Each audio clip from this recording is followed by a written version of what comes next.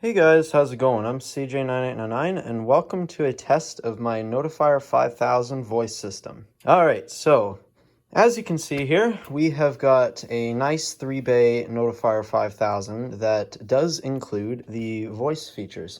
So I recently got this and it came out of a large system that was ripped out, and I decided to scale it down and make kind of a mini version of what the system was. So in the top bay, we just have the CPU, we have 2 zone cards, and we have a speaker driver card. So this is what you actually would connect your speakers to and what you would use for your local paging of each circuit. It comes with 4 circuits, and it also can be used as a telephone module, but I have it used as a speaker option right now. Second bay, down here we have the audio message generator, or the AMG for short. It's a little hard to see because it's dark, but as you can, it's just what generates the tone for the speakers, and it also has the microphone and the all-call capabilities. Over here you would usually put something like the Fire phone in or whatever, but I just have it as an empty space. Down here beneath this dress panel, I'm not going to take it off, but the amplifier is down there, and that's what actually amplifies the tone to the speakers themselves. It goes from the AMG down to the amplifier, and from the amplifier it connects up to the speaker controller module. And down there we just have your MPS 24A power supply, and I don't have any batteries in it right now, as you can see, so it does have a power failure trouble. But yeah, this is a very cool setup.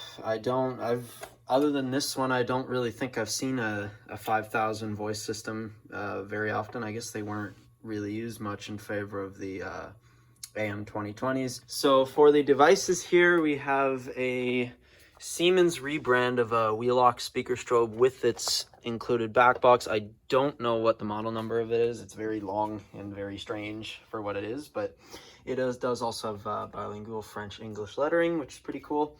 And I believe the strobe is just set on 15 candela. And then the pull station, this is actually very interesting. So here we have a Forward Safety Systems FSM 401. So basically, a little backstory, and I'm actually planning to make a video on a redo of these videos where I talk about these Canadian-style pull stations. So if you're unaware, back in the 90s, when Mircom first introduced this design of the pull station, there are a lot of companies who got their own ULC listing for this pull station and had their own have their own company logos. So a lot of companies, I won't get into it now, but when I do a video explaining this more, I will show lots of companies who have rebranded these pull stations, because there are a lot, and I've been trying to collect as many as I can find, but I figured I might as well show my most interesting one that I own, which is a Forward Safety Systems. This was a small company based in Toronto and Ottawa.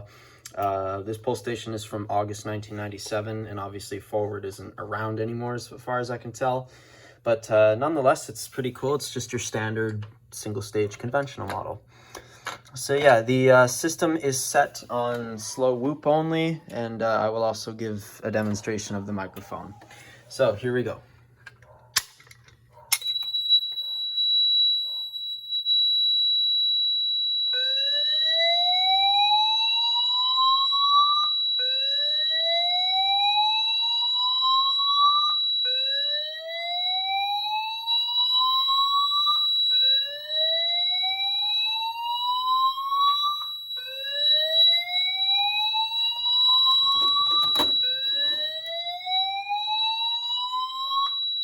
Attention, attention. May I have your attention, please?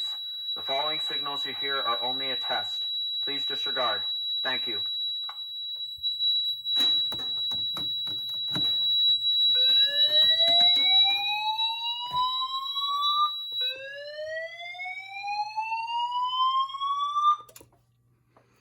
As you also saw, it does take a while for the speakers to chime in, but nonetheless, it is a very cool setup, and I love now that I actually have a evac panel, I guess, because it does not have voice options.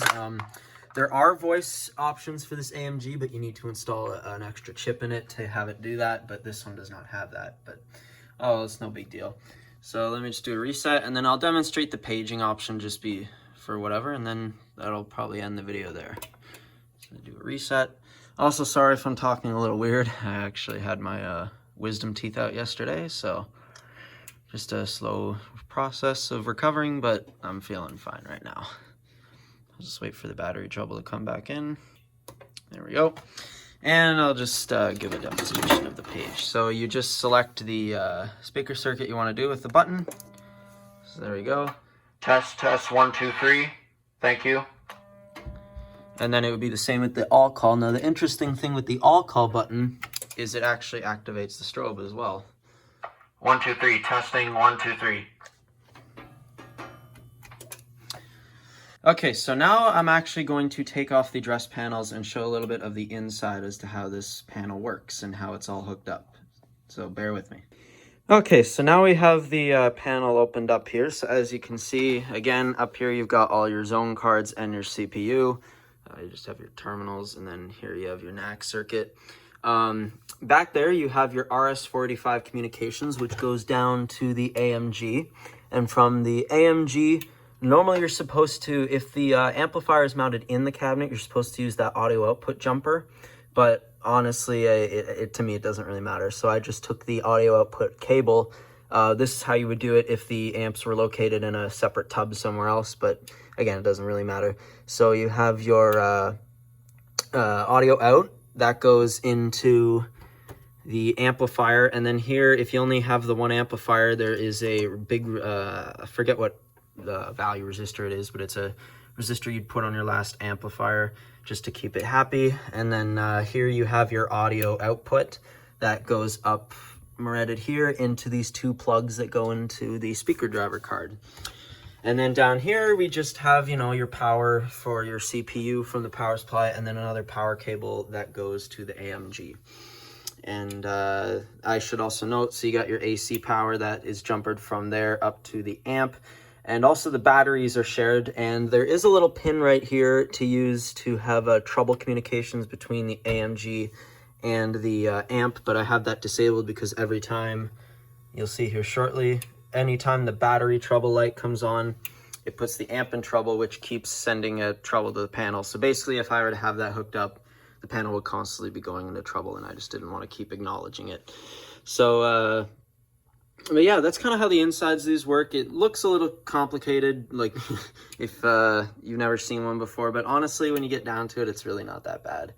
But yeah, I'm glad to have a good, properly functioning audio system that I can make normal. I don't need any special software for or anything like that. But anyways, yeah, so that has been a test of my Notifier 5000 voice system. Thank you guys for watching, and stay tuned for more videos in the future. Bye for now.